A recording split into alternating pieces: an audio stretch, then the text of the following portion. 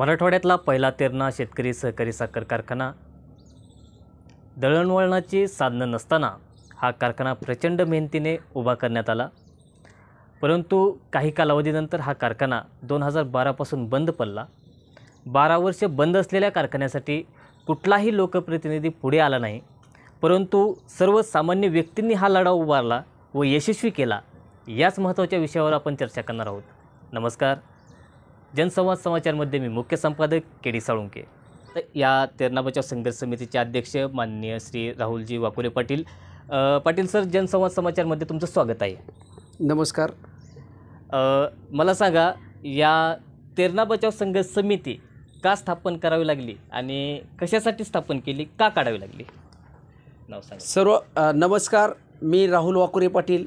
सर्वप्रथम मी परमेश्वराचं आभार मानतो की 2012ला विविध कारणामुळे या तेरणा साखर कारखान्यामध्ये ज्यांनी सत्ता उपभोगली त्या सर्वांनी या कारखाना लुटून वरबडून खाल्ला आणि तो कारखाना गेल्या 12 वर्षापासून बंद असलेल्या कारखान्यासाठी कुठलाही लोकप्रतिनिधी, कुठलाही पुढारी पुढे आला नाही। परमेश्वरानं माझ्यासारख्या सर्वसामान्य कार्यकर्त्याला, व्यक्तीला ह्या कारखाना चालू करण्यासाठी बुद्धी दिली आणि त्या माध्यमातून ह्या तेरणा बचाव संघर्ष समिती काढण्यात आली। 2012ला इथल्या भ्रष्टाचारामुळे, इथल्या DCC बँकेच्या कर्जामुळे हा कारखाना बंद पडला। 1960-65च्या पिरियडमध्ये मराठवाड्यातला पहिला तेरणा साखर कारखाना त्या तत्कालीन मंडळींनी, मग त्यामध्ये किसन तात्या समुद्रे असतील, शिवाजीराव नाडे असतील, बाबूराव वाकुरे असतील, त्यावेळेसचे खासदार तुळशीराम पाटील असतील, त्यावेळेसच्या या मंडळींनी या भागात कुठलीही दळणवळणाची उपलब्धता नसताना, या भागात त्यावेळेस लाईट नव्हती, या भागात रस्ते नव्हते, कुठलीही दळणवळणाची साधनं नसताना, 1 एकर जमिनी नसताना त्यांनी त्यावेळेस शेअर्स भांडवल जमा करून हा कारखाना अवघ्या 2,16,00,000 उभा केला।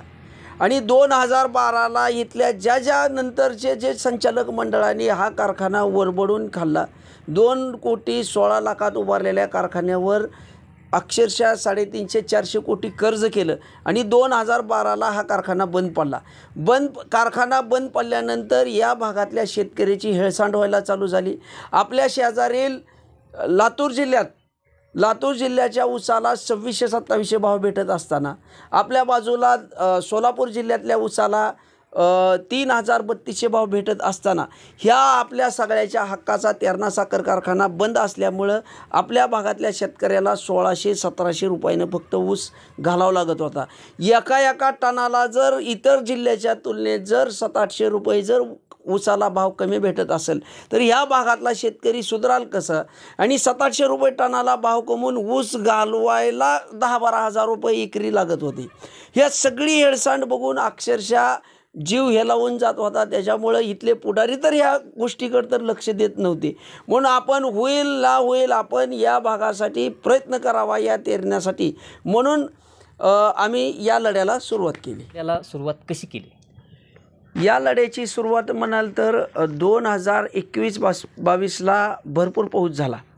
मग आम्ही मित्र कंपनी तेरणा धरण येथे तेरणा डॅमचं 4 वर्षानंतर धरण भरल्यामुळं धरण पाहायला गेल्यानंतर माघारी आल्यानंतर आम्ही तेरणा गेटवर एक व्हिडिओ केला की हा तेरणा साखर कारखाना, या तेरणा साखर कारखान्याची 7 ते 8 हजार टन प्रतिदिन कॅपॅसिटी आहे। हा मराठवाड्यातला पहिला कारखाना आहे। 14 मेगावॅट सहवीज निर्मितीचा प्रकल्प आहे। या कारखान्याला डिस्टिलरी आहे, या कारखान्याला बॉटलिंग प्लॅन्ट आहे आणि मराठवाड्यातला हा पहिला कारखाना उभा असताना ही तेरणा साखर कारखाना गेल्या 10-12 वर्षापासून बंद असल्यामुळं या भागातला शेतकरीचे प्रचंड हाल होत आहेत। टनाला 400-500 रुपये कमी ऊस भाव घ्यावा लागत आहे। ह्या भागातला कारखाना बंद असल्यामुळे व्यापार अतिशय थंडावलेला आहे। दुसऱ्या कारखान्याचा भोंगा वाजला, दुसऱ्या कारखान्याची बैलगाडी, ऊस, ट्रॅक्टर बघितलं तर अक्षरशः जीवाला वेदना होत होत्या। मग इथले पुढारी तर लक्ष देत नाहीत, म्हणून आम्ही एक प्रयत्न करू म्हणून आम्ही त्या कारखान्याच्या गेटवर एक व्हिडिओ केला। सोशल मीडियाच्या माध्यमातून लोकांना आव्हान केलं की हा आपली लक्ष्मी बंद आहे, यासाठी आपण प्रयत्न करू म्हणून आम्ही एक व्हिडिओ टाकला। त्या व्हिडिओला प्रतिसाद भरपूर भेटला। आम्ही महाराष्ट्रातल्या पुढाऱ्यांना विनंती केली की या प्रश्नावर आपण लक्ष द्या आणि मग या माध्यमातून आम्ही बैठक घेतली. त्या बैठकीला प्रचंड प्रतिसाद भेटला आणि मग 2021ला 22 फेब्रुवारी 2021ला आम्ही या तेरणा बचाव संघर्ष समितीच्या माध्यमातून एक मोर्चेचं आयोजन केलं. या लढ्याला तुम्ही सुरुवात केली, परंतु या लढ्याला तुमच्या नागरिकांचा कशा प्रकारे प्रतिसाद भेटला? या लढ्याला प्रतिसाद म्हणाल तर सुरुवातीला मी जो व्हिडिओ टाकला, व्हिडिओ टाकल्यानंतर जे प्रत्येक भागात एक अशी निगेटिव्ह ऊर्जा असते. एक निगेटिव्ह लोकांनी या बाबतीत असं म्हणजे मत त्यांचं मांडलं की आता ह्या राहुल पाटलाला येड लागले. गेल्या 10-12 वर्षापासून बंद असणाऱ्या तेरणा कारखान्यात 10-12 वर्षात बऱ्याच चोऱ्या झाल्या, भरमसाठ चोऱ्या झाल्या. या 10-12 वर्षात मशिनरी खराब झाल्या आणि हा कारखाना आता कुठं चालू होत असते का? आणि त्यांचं वेळ लागलं म्हणणंही म्हणजे गैर नव्हतं. कारण या तेरणा साखर कारखान्यावर ज्यांनी गेल्या 30-40 वर्षे सत्ता उपभोगली, या मोहमाया त्यांची जमा केली सगळी, या कारखान्यावर त्यांनी मोठमोठे पदं भोगले. या 10-12 वर्षात त्यांनी ह्या कारखान्यासाठी काय करू शकली नाहीत. त्यांच्याकडे सत्ता होती, त्यांच्याकडे पैसा होता, त्यांच्याकडे माणसं होती, तरी त्यांनी या कारखान्याच्या बाबतीत तेरणा कारखान्याच्या बाबतीत काय करू शकले नाही. आणि हा एक सर्वसामान्य काय करू शकणार आहोत, त्यांचं येड लागणं म्हणणंही साहजिक आहे. परंतु एक मन आहे, इतिहास जर घडवायचा असेल तर एकतर शहाणा माणूस तरी लागतो, नसता येडा तरी लागतो. पण त्या ह्याला म्हणलं येडा म्हणलं तरी हरकत नाही. पण आपण या तेरण्याच्या बाबतीत प्रयत्न करायचा म्हणजे करायचा. ही निगेटिव्ह लोकांची चर्चा, मग याला सकारात्मक प्रतिसाद भरपूर भेटला. मी ज्यावेळेस व्हिडिओ टाकला त्यावेळेस बऱ्याच लोकांनी फोन करून प्रतिसाद दिला. मग आम्ही या ढोकीच्या प्रवेशद्वारावर विशीजवळ आम्ही यासाठी 9 फेब्रुवारीला एक बैठक बोलवली आणि या बैठकीला सभासदांची बैठक बोलवली असताना बैठकीला प्रचंड प्रतिसाद भेटला. या बैठकीतच तेरणा बचाव संघर्ष समितीची स्थापना केली आणि 22 फेब्रुवारी 2021ला या तेरणा साखर कारखाना चालू करावा प्रशासनाने म्हणून आम्ही भव्य भला मोठा मोर्चा काढला आणि त्या मोर्चाच्या सुरुवातीनं या विषयाला जाग आणली. तुम्ही सांगताय की आंदोलन केलं, परंतु आंदोलन कशा प्रकारे केलं आणि किती नागरिक आले ते? 22 फेब्रुवारी 2021ला तेरणा बचाव संघर्ष समितीच्या माध्यमातून आंदोलन केल्यानंतर या भागातल्या शेतकऱ्यांनी त्यांच्या बैलगाड्या 15 ते 20 बैलगाड्या त्यांनी या मोर्चात आणल्या. ज्याप्रमाणे दिल्लीवर पंजाबच्या शेतकऱ्यांनी ट्रॅक्टर आंदोलन केलं, त्याप्रमाणे ढोकी आणि परिसरातील तेरणीच्या सभासदांनी 60 ते 70 ट्रॅक्टर या मोर्चात त्यांनी सहभागी केले आणि या मोर्चात साधारण 12 ते 15 हजार सभासद, ऊस उत्पादक आणि या गावातले नागरिक सहभागी झाले. आणि त्या दिवशी या ढोकेकरांनी आपले व्यवहार बंद ठेवून सगळ्यांनी उत्स्फूर्तपणे सहभाग घेतला आणि हा मोर्चा यशस्वी केला. 10 ते 12 हजार लोकांच्या या मोर्चामुळे एक दबावगट निर्माण झाला आणि हा मोर्चा या मोर्चानं सबंध महाराष्ट्राला एक असं संदेश दिला की एखाद्या गोष्टीसाठी, एखाद्या विषयासाठी जर एखादं गाव, एखादा परिसर जर एक झाला तर कुठलाही विषय, कितीही जटिल विषय मार्गी लागू शकतो. तो या सबंध महाराष्ट्राला या ढोकेकरांनी परिसरातल्या तेरणीच्या सभासदांनी या मोर्चाच्या माध्यमातून एक संदेश दिला. नागरिकांनी उपस्थिती मोठ्या प्रमाणात दर्शवली. या आंदोलनाचा परिणाम काय झाला? हे भलं मोठं आंदोलन झाल्यानंतर अवघ्या 7 ते 8 महिन्यात जिल्हा मध्यवर्ती बँकेनं, ज्या जिल्हा मध्यवर्ती बँकेचं 400 कोटी कर्ज या तेरणा साखर कारखान्यावर होतं, त्या जिल्हा मध्यवर्ती बँकेनं अवघ्या 7 ते 8 महिन्यात या कारखान्याची भाडे तत्वावर देण्यासाठी तेरणा कारखाना निविदा काढली आणि ती निविदा काढल्यामुळं हा जो कारखाना अशक्य वाटत होता की आता या कारखान्यात चोऱ्या भरपूर झाल्यात, या कारखान्याच्या मशिनरी खराब झाल्यात आणि हा कारखाना आता चालू होणं शक्य नाही अशी जी लोकांना वाटत होती. DCC बँकेनं निविदा 7 ते 8 महिन्यातच निविदा काढल्यानंतर हा विषय कुठेतरी रुळावर आला आणि या तेरणीच्या सभासदांच्या आशा पल्लवित झाल्या. DCC बँकेने निविदा काढल्यानंतर कारखानदारांचा कसा प्रतिसाद भेटला? पहिल्यांदा DCC बँकेनं कारखान्याची निविदा काढल्यानंतर भाड्याची रक्कम अतिशय जास्त होती. त्यामुळे या भागातल्या कारखानदारांनी या निविदाकडे पाठ फिरवल्यानंतर आम्ही जिल्हा मध्यवर्ती बँकेला विनंती केली की हे जे कारखानदाराचे भाड्याची जी रक्कम आहे ती जास्त रक्कम आहे, आपण निविदा डबल काढावी व यामध्ये रकमेत थोडीफार रक्कम कमी करावी. त्याप्रमाणे जिल्हा मध्यवर्ती बँकेने परत 2 निविदा काढल्या आणि कमी भाड्यानं निविदा काढल्यानंतर तेरणा बचाव संघर्ष समिती म्हणून आम्ही हा तेरणा साखर कारखाना भाड्याने घ्यावा म्हणून 21 शुगरच्या अमित भैया देशमुख यांची भेट घेतली की आपण तेरणा साखर कारखाना भाड्या तत्वावर घ्यावा. या भागातले आंबेडकर सहकारी साखर कारखान्याचे अरविंददादा गोरे यांची तेरणा बचाव संघर्ष समितीच्या माध्यमातून भेट घेतली की हा आपण कारखाना भाड्यावर घ्यावा. आमच्या ढोकीचे उद्योगपती सुभाष साहेब देशमुख यांचे या महाराष्ट्रात 3 सहकारी साखर प्रायव्हेट कारखाने आहेत. आम्ही त्यांची भेट घेऊन विनंती केली की आपण या आपल्या भागातला आपल्या गावातला कारखाना आपण भाडेतत्वावर घ्यावा. त्यांच्या माध्यमातून आम्ही जयंत पाटील यांच्या राजाराम बापू सहकारी साखर कारखान्याचे जयंत पाटील यांना विनंती केली की आपण हा कारखाना भाडेतत्वावर घ्यावा. अशा अभिजित पाटील धाराशिव साखर कारखान्याचे यांना विनंती केली की आपण कारखाना भाडेतत्वावर घ्यावा. पण आम्ही त्यांच्या भेट घेऊन त्यांना विनंती केल्यानंतर त्यांनी त्यांचे अधिकारी पाठवून दिले. अधिकारी त्यांचे कारखाना बघायला यायचे. कारखाना बघून झाल्यानंतर आम्ही खाजगीत त्यांना विचारल्यानंतर त्यांनी असं सांगायचे की हा तुमचा तेरणा साखर कारखाना 12 वर्ष बंद असल्यामुळे बऱ्याच मशिनरीच्या चोऱ्या झालेल्या आहेत, तुमच्या बऱ्याच मशिनरी स्क्रॅप झालेल्या आहेत आणि हा जर कारखाना आता डबल चालू करायचा असेल तर या कारखान्याला कमीत कमी 150 ते 200 कोटी रुपये खर्चावं लागतील आणि एवढे पैसे जर आम्ही एखाद्या कारखान्यासाठी खर्चले तर आमचा एखादा प्रायव्हेट कारखाना 7 पिढ्याच्या मालकीचा होऊ शकेल आणि हे तुमचं किरायाचं घर खाली कर 25 वर्षासाठी निविदा आहे. त्याच्यामुळे एवढी रक्कम एकदा घालणं ही म्हणजे संयुक्तिक वाटत नाही. त्याच्यामुळे त्यांनी नकार दिल्यानंतर परत मी या राज्याचे आरोग्यमंत्री डॉक्टर तानाजीराव सावंत साहेब यांना फोन लावला की आपण साहेब तेरणा कारखाना भाडेतत्वावर घ्यावा.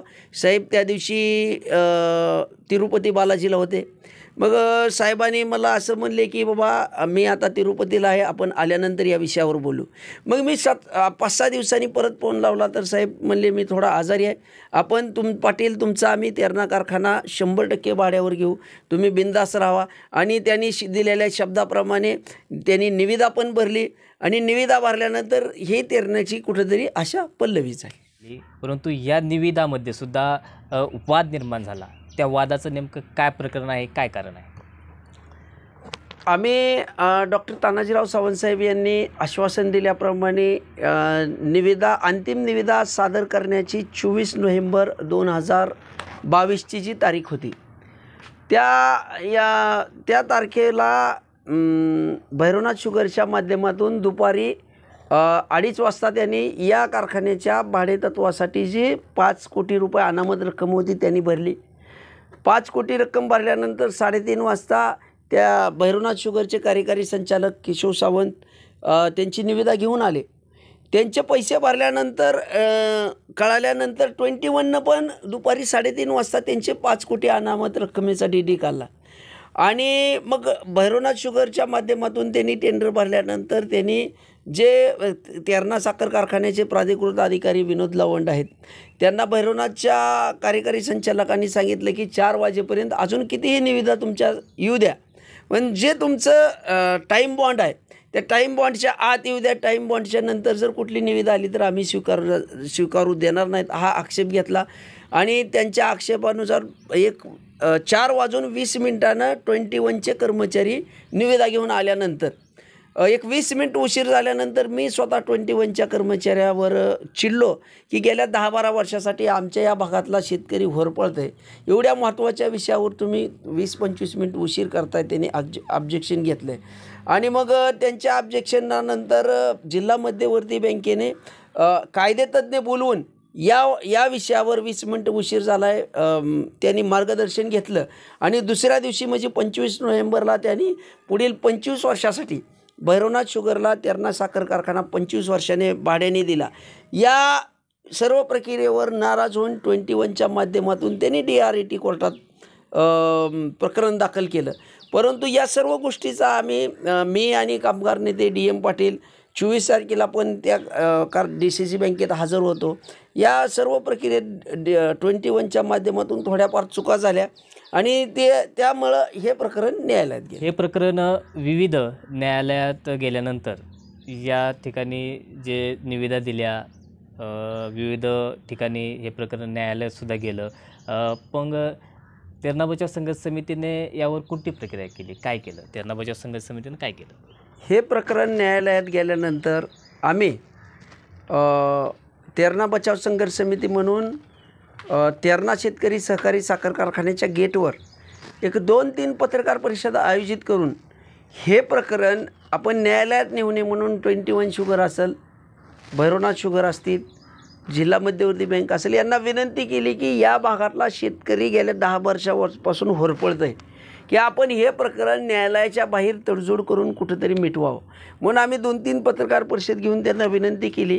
त्यांनी आमच्या विनंतीला मान दिला नाही. त्यामुळं आम्ही 5 ते 7 हजार लोकांचं ढोकी बसस्टँडवर भलं मोठं या दोन्ही संस्थेच्या विरोधात एक रस्ता रोको आंदोलन केलं आणि आम्ही आंदोलन केल्यानंतर या तेरणा साखर कारखान्याच्या कोर्टाच्या बाहेर तडजोड करावी असा जे आमचा उद्देश होता, त्या उद्देशाला प्रतिसाद देत या राज्याचे आरोग्यमंत्री डॉक्टर तानाजीराव सावंतसाहेब यांनी हे प्रकरण या राज्याचे मुख्यमंत्री एकनाथरावजी शिंदेसाहेब, या महाराष्ट्र राज्याचे उपमुख्यमंत्री व गृहमंत्री देवेंद्रजी फडणवीस साहेब आणि या दोघांच्या कानावर घातल्यानंतर त्यांनी या संदर्भात कोर्टाच्या बाहेर तडजोड करण्यासाठी अमित भैया सावंतसाहेब यांना बोलवून या महाराष्ट्र लेवलला बसून त्यांनी या कोर्टाच्या बाहेर तोडगा काढला आणि हा कारखाना चालू होण्याची न्यायालयाच्या बाहेर प्रकरण मिटण्याची कारवाई झाली आणि न्यायालयाच्या बाहेर प्रकरण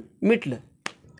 तेरणा बचाव संघर्ष समितीने संघर्ष केला, परंतु हा कारखाना कधी चालू झाला, तसेच या परिसरातील व्यापारी असतील, ऊस उत्पादक असतील, सभासद असतील, यांचा फायदा त्यांना कशा पद्धतीने झाला, काय सांगाल? कोर्टाच्या बाहेर वरच्या लेवलला हा प्रश्न मिटल्यानंतर जिल्हा मध्यवर्ती बँकेने 2 जानेवारी 2022 रोजी भैरवनाथ शुगरला तेरणा शेतकरी सहकारी साखर कारखान्याचा पुढील 25 वर्षासाठी ताबा दिला आणि ताबा दिल्यानंतर अवघ्या 7 ते 8 महिन्यात या तेरणा साखर कारखान्याची ज्या सभासदांनी ऊस उत्पादकांनी चालू होण्याची आशा सोडून दिलेली होती, युद्ध पातळीवर तेरणा साखर कारखान्याचे भैरवनाथ शुगर संचलित तेरणा साखर कारखान्याचे कार्यकारी संचालक केशव उर्फ विक्रम सावंत यांनी युद्ध पातळीवर या साखर कारखान्याच्या सर्व दुरुस्तीचे काम 7 ते 8 महिन्यात केलं आणि हा कारखाना 2023-24च्या गाळप हंगामासाठी सज्ज झाला आणि मागच्या 10-12 वर्षाखाली हा सगळ्याच्या हक्काचा तेरणा साखर कारखाना बंद असल्यामुळे गाळप हंगाम चालू व्हायच्या प्रत्येक वर्षी सीझनला या भागातले गुळ फॅक्टरी असतील, या भागातले साखर कारखाने असतील, यांनी एक बैठक घेऊन सगळ्याच्या संगनमताने या भागातल्या शेतकऱ्याच्या ऊसाचा भाव वाढू देत नव्हते. लातूर जिल्ह्यातल्या ऊसाला 2600-2700 भाव भेटत असताना सोलापूर जिल्ह्यातल्या ऊसाला 3000-3200 भाव भेटत असताना हक्काचा तेरणा कारखाना बंद असल्यामुळे या भागातल्या गुळ फॅक्टरी साखर कारखानदारांनी संगनमत करून 1500, 1600, 1700, 2000च्या आतच इथला भाव ठेवीत होते. परंतु सगळ्याच्या हक्काचा तेरणा कारखाना 2023-24ला गाळप हंगाम चालू झाल्या सगळ्या कारखानदारांनी 2800पर्यंत भाव या भागातल्या शेतकऱ्याच्या ऊसाला दिला. ही म्हणजे निस्तार तेरणा चालू झाला म्हणलं तर सगळ्याच्या ऊसाला 700-800 रुपये भाव जास्त भेटला. ही सगळ्या शेतकऱ्याचा फायदा झाला. दुसरा, या भागातल्या शेकडो तरुणांच्या हाताला काम भेटलं. या भागातला जो व्यापार ढोके आणि परिसरातला मंदावला होता, थंडावला होता, येथे या व्यापारात दुकानदारात एक मरगळ आली होती. हा तेरणा साखर कारखाना पुन्हा एकदा चालू झाल्यामुळे व्यापारात मार्केटमध्ये एक वेगळी प्रकारची उसाळी निर्माण झाली, उत्साही वातावरण झालं. तसेच जे या तेरणा साखर कारखान्याचे जुने कर्मचारी होते त्यांच्या फंडाचे 12 कोटी रुपये जे भविष्य निर्वाह निधीनं तेरणा कारखाना सील केला होता त्यांच्या 12 कोटी रुपयासाठी, ते 12 कोटी ताबा द्यायच्या अगोदर भैरवनाथ ग्रुपने DCC बँकेला भरून ते 12 कोटी जुन्या कामगाराच्या फंडापोटी त्यांनी भविष्य निर्वाह निधीला दिले. ती रक्कम भविष्य निर्वाह निधीची रक्कम लवकरच या त्या संबंधित जुन्या कर्मचाऱ्याला भेटेल, त्यासाठी तेरणा बचाव संघर्ष समिती प्रयत्न करत आहे. अशा प्रकारे सर्व शेतकरी, सभासद, ऊस उत्पादक, कामगार आणि या भागातल्या व्यापारी यांना तेरणा चालू झाल्यामुळं फायदा झाला. तेरणेच्या सभासदांचा फायदा झाला, परंतु तेरणेच्या सभासदांचे जे शेअर्स होते त्या संदर्भात देखील जे गैरसमज झालेत, त्या संदर्भात काय सांगाल? तेरणेचा सभासद म्हणजे या भागातला सभासद तेरणेचा 1960-65च्या काळात ज्यावेळेस या कारखाना उभारणी झाली त्यावेळेस 1 एकर जमिनीचा भाव 300-400 रुपये एकर असताना या भागातल्या शेतकऱ्यांनी या तेरणा साखर कारखान्याचे 1,000 रुपये किमतीचे शेअर्स घेतलेत. म्हणजे एका शेअर्सची किंमत 2-3 एकरच्या बरोबरीनं शेअर्स त्यांनी त्या किमतीचे शेअर्स घेतलेत आणि त्याच्यामुळे तेरणेच्या सभासदांनी शेअर्सच्या बाबतीत कुठलीही कुशंका मनात ठेवायची नाही. ज्यावेळेस तेरणा बचाव संघर्ष समितीनं आंदोलन पुकारलं त्यावेळेस आमचा पहिला उद्देश होता की हा तेरणा साखर कारखाना सभासदीच्या मालकीचा राहून कसा चालू करता येईल, ही आम्ही पहिल्यांदा त्याला पसंती दिलेली आहे. मध्यंतरी तेरणेच्या सभासदांची भैरवनाथ शुगरच्या माध्यमातून एक यादी फिरत होती. ती यादी फक्त 2004 पूर्वीची यादी आहे आणि त्याच्यानंतर पण सभासद झालेले आहेत. मग ही जी यादी आहे चालू ती ज्याप्रमाणे भैरवनाथ शुगरची सध्या यादी फिरवण्यामागचं उद्देश जो आहे की ज्याप्रमाणे आंबेडकर कारखाना, ज्या प्रकारे रांजणी कारखाना या भागातले कारखानेचे शेअर्स जसे अपडेट आहेत, अपडेट म्हणजे मोबाईलवर तुमच्या ऊसाची लागण तारीख किती आहे, तुमचा ऊस किती टन झाला, तुमच्या ऊसाचे पैसे कधी भेटतील आणि आधार नंबर कोडसाठी ही 2004 पूर्वीची यादी आहे आणि त्याच्या 2004 नंतरही 10-12 हजार शेअर्स या कारखान्याचे आहेत. ते सुद्धा आम्ही DDRकडे कलेक्टर साहेबाकडे मागणी केलेली आहे की पूर्ण यादी आम्हाला द्या. या तेरणा साखर कारखान्याचे 32,000 सभासद आहेत. सगळे शेअर्स शाबूत आहेत. सगळेच्या शेअर्स कुणाचाही एकही शेअर्स तेरणा बचाव संघर्ष समिती रद्द होऊ देणार नाही. 32-33 हजार सभासद सगळेचे शेअर्स शाबूत राहील. विषय राहिला साखरेच्या मागणीचा. पूर्वी 1960-65ला ज्यावेळेस तेरणा साखर कारखाना झाला त्यावेळेस प्रत्येक दिवाळीला आणि गुढीपाडव्याला या सभासदांना कमी दरात साखर भेटत होती. म्हणजे दुकानात जर 20 रुपये किलो साखर भेटत असेल तर या तेरणा साखर कारखान्याच्या सभासदांना 12-13 रुपये किलोप्रमाणे साखर भेटत होती. आता दुकानात 40 रुपये किलो साखर आहे आणि आता आंबेडकर कारखाना असेल, रांजणी कारखाना असेल, एक 25-26-24 रुपयाच्या आसपास किमतीनं साखर देते. त्याचप्रमाणे आम्ही या राज्याचे आरोग्यमंत्री डॉक्टर तानाजीराव सावंत साहेब, भैरवनाथ शुगरचे मार्गदर्शक यांना तेरणा बचाव संघर्ष समितीच्या माध्यमातून अशी विनंती केलेली आहे, मागणी केलेली आहे की आपणसुद्धा या तेरणेच्या सभासदांना ज्याप्रमाणे आंबेडकर कारखाना असेल, रांजणी, त्याप्रमाणे कमी दरात सर्व सभासदांना दिवाळीला आणि पाडव्याला साखर द्यावी. तीसुद्धा मागणी आपण सावंतसाहेब यांच्याकडे मागणी केलेली आहे आणि दिवाळीच्या पूर्वी तीसुद्धा आपल्याला साखर भेटेल ही आशा व्यक्त करतो. आणि ते कुठल्याही सभासदांनी शेअर्सच्या बाबतीत कुठलीही कुशंका मनात ठेवू नये. तेरणा बचाव संघर्ष समिती एकही शेअर्स रद्द होऊ देणार नाही. कर्मचारी आहेत त्यांना अजून त्यांच्या फंडाची रक्कम किंवा इतर जी देणी आहे ते आजपर्यंत मिळालेली नाही. का मिळाली नाही याला जबाबदार कोण असेल? ज्यावेळेस भैरवनाथ ग्रुपला DCC बँकेनं ताबा दिला त्याच वेळेस कर्मचाऱ्याच्या फंडाची 11.5-12 कोटी थकीत जी रक्कम होती त्या रकमेपोटी फंडाचं सील तेरणा कारखान्याला होतं. त्या सील काढायच्या अगोदरच भैरवनाथ शुगरनं 11.5 कोटी रुपये फंडाकडे भरलेले आहेत. परंतु फंडाने वारंवार व्यावसायिक यांना तुमच्या कुठल्या कर्मचाऱ्याचे किती पैसे आहेत त्याचे कागदपत्राची पूर्तता तेरणा साखर कारखान्याच्या व्यावसायिकाच्या माध्यमातून झालेली नाही. गेले 1.5 वर्ष झालं कामगाराचे पैसे अजून भेटलेले नाहीत. याला सर्वस्वी तेरणा साखर कारखान्याचे व्यावसायिक जबाबदार आहेत आणि आमची तेरणा बचाव संघर्ष समिती म्हणून व्यावसायिकाकडं असे प्रयत्न चालू आहेत की लवकरात लवकर ते फंडाची रक्कम प्लस जे तेरणा साखर कारखान्याचा भैरवनाथ शुगरबरोबर DCC बँकेच्या माध्यमातून जो करार झाला, त्या करारात असे मुद्दे टाकलेले आहेत की जे भाड्यापोटी आपल्याला जी रक्कम येईल त्याच्यातली 25% रक्कम कामगाराचे देणे असतील, कारखान्याचे इतर काही देणे असतील, त्या 25% रक्कम व्यावसायिकाला DCC बँकेनं देऊन ते जुने रकमाचं सगळ्याचे देणं द्यायचे.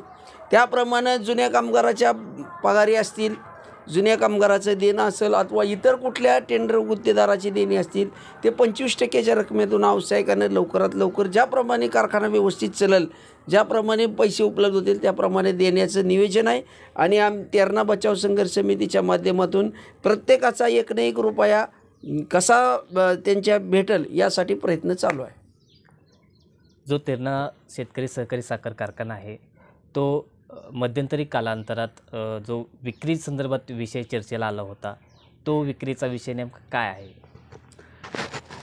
2023चं यशस्वी हंगाम 2012पासून बंद असलेल्या कारखान्याचं, 10 वर्षाच्या बंद असलेल्या कारखान्याचं यशस्वी गाळप हंगाम चालू झालेला असताना, सर्व काही व्यवस्थित असताना या तेरणा शेतकरी सहकारी साखर कारखान्याचे व्यावसायिक व जिल्हा मध्यवर्ती बँकेचे कार्यकारी संचालक गोंचे साहेब यांनी दिव्य मराठी वृत्तपत्राच्या माध्यमातून अशी बातमी प्रसिद्धीस दिली की जर जिल्हा मध्यवर्ती बँकेचं लायसन परवाना जर वाचवायचा असेल तर तेरणा शेतकरी सहकारी साखर कारखाना व तुळजाभवानी कारखाना विक्रीशिवाय पर्याय नाही.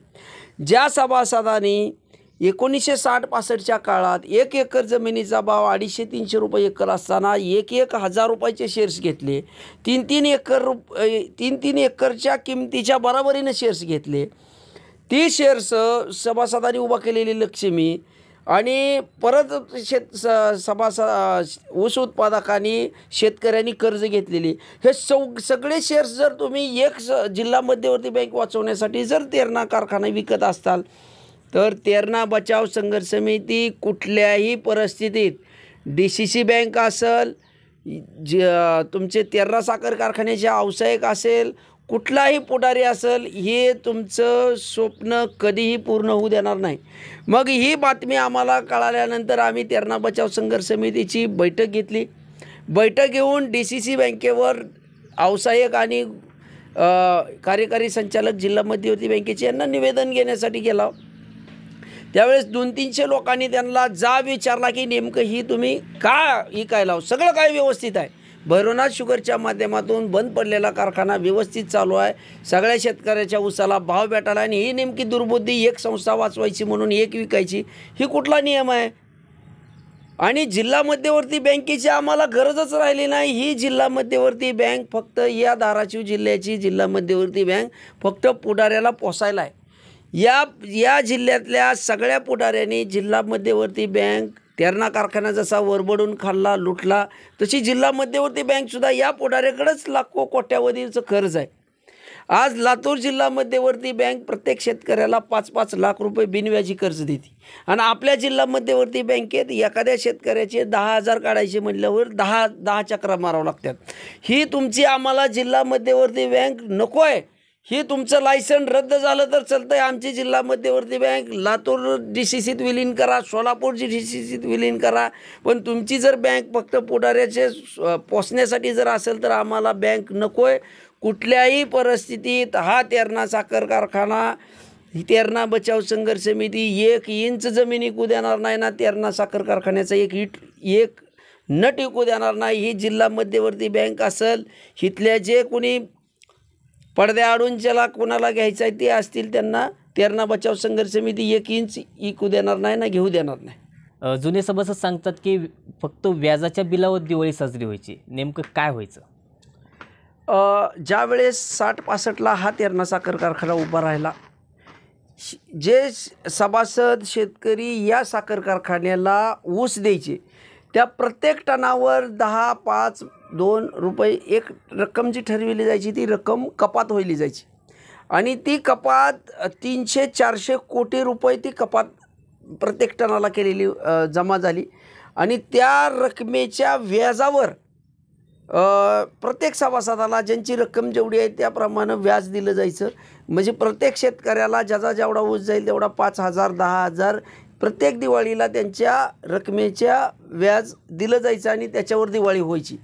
परंतु 95 ते 2000च्या दरम्यान या राज्याचे या देशाचे कृषी मंत्री शरदचंद्रजी पवार साहेब यांना बोलवून तत्कालीन मंडळींनी संचालक मंडळाने जी कारखाना हा तेरणा साखर कारखाना 2,16,00,000 उभा राहिला त्या कारखान्यावर 400 कोटी कर्ज केलं.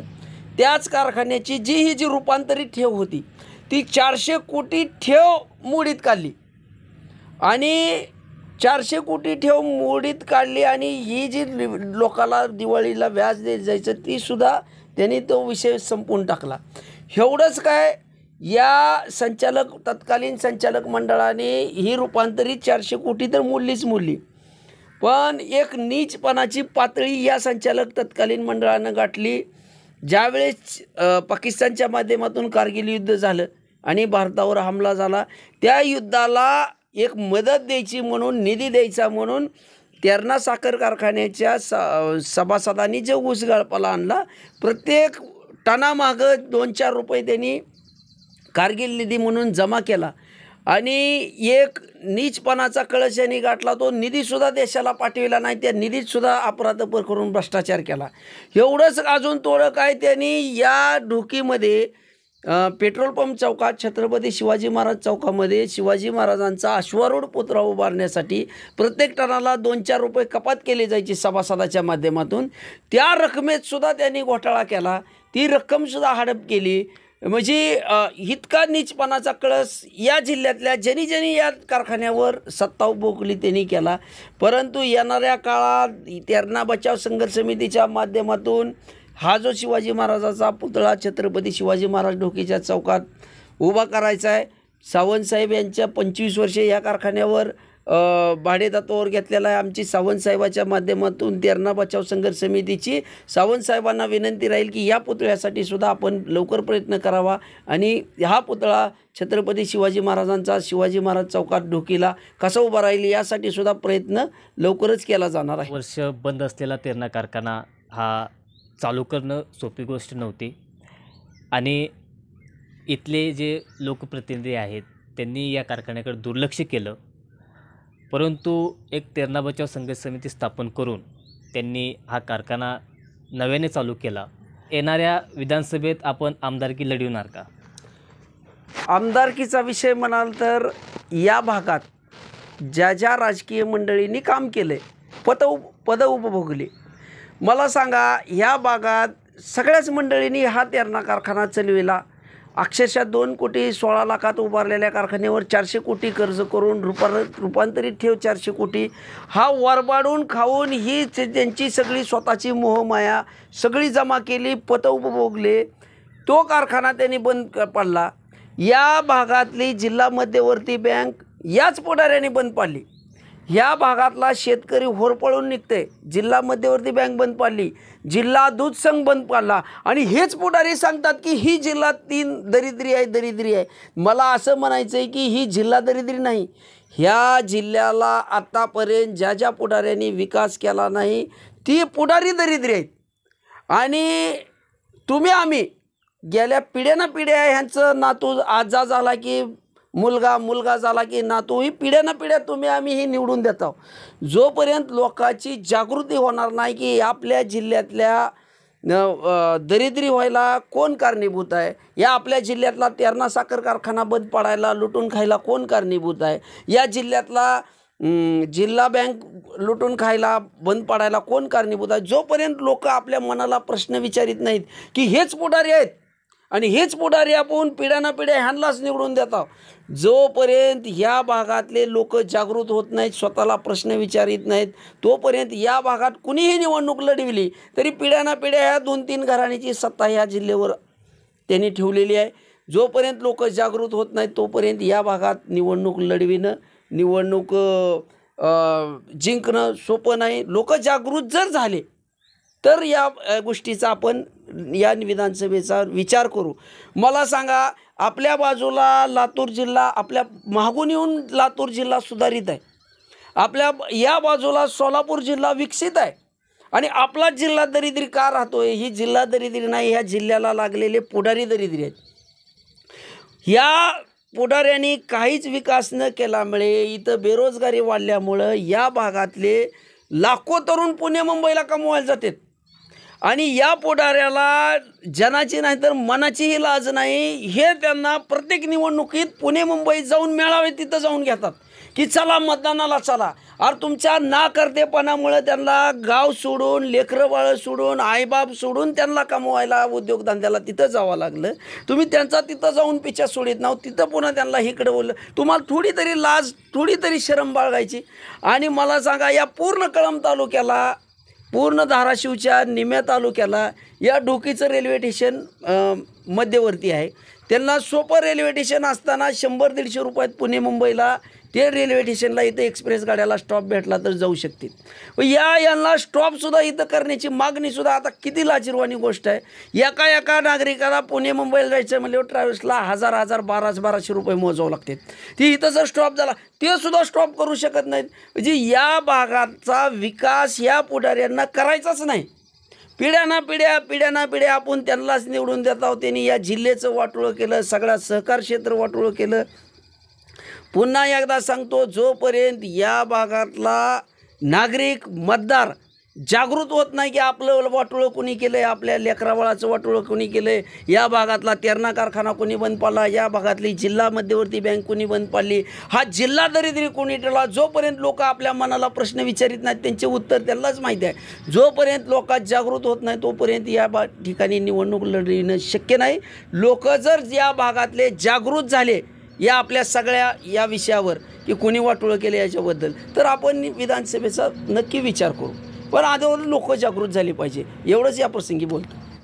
नक्कीच एकंदरीत तुम्ही पाहिलं की तेरणा कारखाना संदर्भात कारखाना चालू करण्यासाठी जो संघर्ष करण्यात आला, संघर्ष करत असताना काही अडचणी आल्या. त्या अडचणींना तेरणा बचाव समितीसमोर सामोरे जाऊन त्या कारखान्याचं पुनर्जीवन गतवैभव केलं व सर्व सभासदांच्या उसाला योग्य भाव मिळाला. तरुणांच्या हाताला काम भेटले. परिसरातील व्यापारवर्ग सुरळीत चालू झाला व ही लक्ष्मी पुन्हा उभी झाली. धन्यवाद राहुल अवकरे पाटील सर, आपण जनसंवाद समाचारला सविस्तर मुलाखत दिल्याबद्दल तुम्हाला व तेरणा बचाव संघर्ष समितीला पुढील वाटचालीस शुभेच्छा. के डी साळुंके, जनसंवाद समाचार, ढोके.